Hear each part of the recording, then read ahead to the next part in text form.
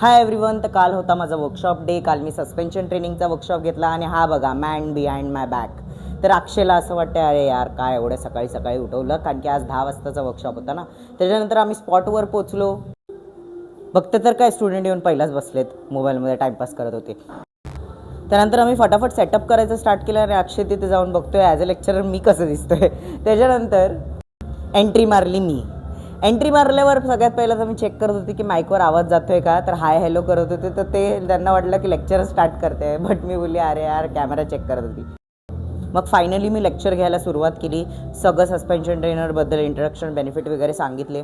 त्यानंतर आता प्रॅक्टिकल घ्यायची वेळ होती, तर मी सगळं बोर्डवरती लिहून ठेवलेलं. हे प्रॅक्टिकल स्टार्ट करायच्या अगोदर मी मुलांना ब्रेक दिला आणि हा माझा इंटरवल फेस. त्यानंतर मी त्यांना शिकवलं फिटनेस टेस्टिंग कसं घ्यायचं. तर खूप सारे फिटनेस टेस्टिंग शिकवलं. त्याच्यामधले एक आता जे मी शिकवते ते अँथ्रोपोमेट्रिक मेजरमेंट्स होतं, म्हणजे waist, hip, thighs, upper arms ह्याचं कसं घ्यायचं मेजरमेंट्स हे तर सगळं त्यांना शिकवलं. बघा किती मन लावून शिकतायत. त्यानंतर मी त्यांना anatomy of suspension trainer already लेक्चरमध्ये शिकवलेलं आणि विचारल्यावर यांना येत नव्हतं. मग बघा हसतायत कसे.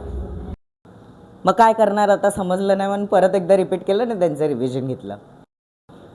त्यानंतर मी प्रॅक्टिकल पार्ट स्टार्ट केलं त्यांचं आणि त्याच्यानंतर मी तर माझी पटेली करणारच. मग मी थोडंसं ॲक्सरसाइज करून त्यांना दाखवत होती.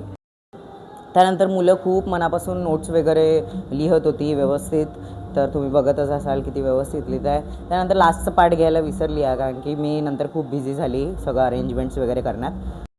असं तर मी कधी व्लॉग नाही बनवत. मी बोलली चला आज ट्राय करूया. चला बाय.